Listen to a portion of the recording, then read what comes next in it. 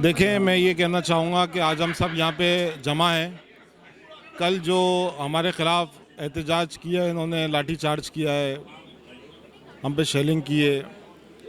हम business community हैं और हम खाली हाथ आए थे, अपना पूरा मन एहतजाज करने के लिए आए थे। मैं नहीं समझता कि पूरी दुनिया में किसी भी बिज़नेस कम्युनिटी को इस तरह ट्रीट किया जाएगा।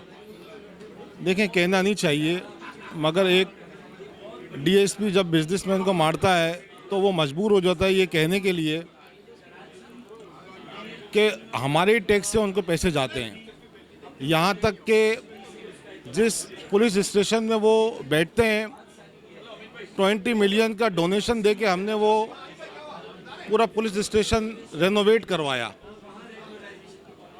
आईजी साहब इस पे एक्शन लें बराए मेहरबानी।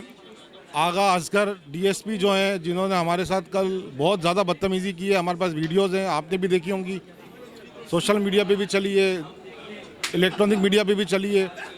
हमारा मुतालबा है कि ना खिलाफ उसके सस्पेंड किया जाए, उसके ख़िलाफ़ कानूनी कार्रवाई की जाए और हमें इंसाफ दिलाया जाए।